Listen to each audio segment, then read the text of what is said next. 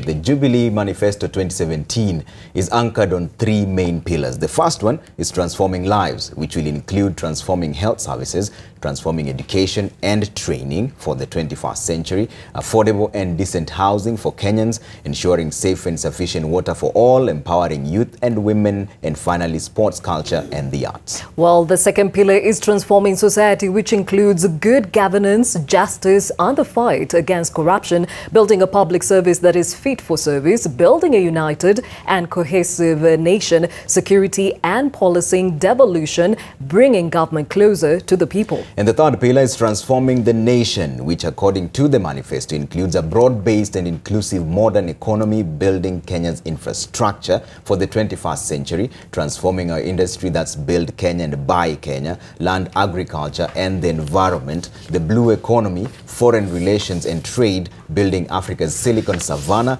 and building a vibrant tourism sector.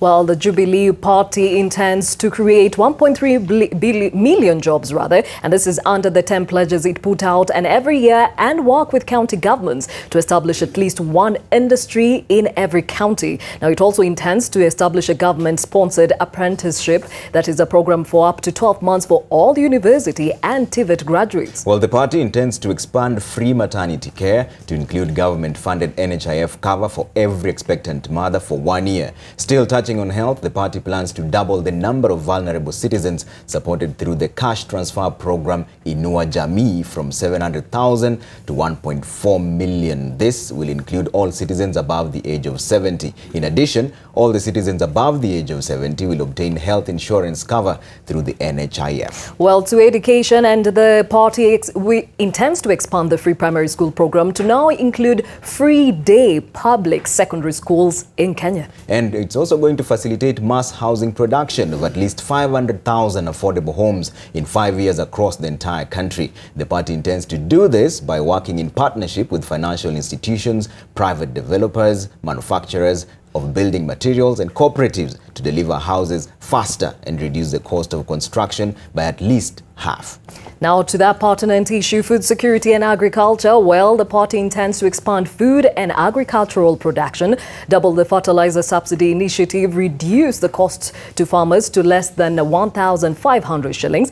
And the party also intends to expand the program to include all crops with a resultant increase in production and support the expansion and capacity of local fertilizer manufacturers. Now, still on agriculture and food security, the party plans to complete the 57 large-scale dam construction program, support smallholder agricultural irrigation and work with the private sector to enhance food and agricultural production on at least 1.2 million acres. On infrastructure, they will ensure every citizen is connected to reliable and affordable electricity on or off the grid. That's by 2020.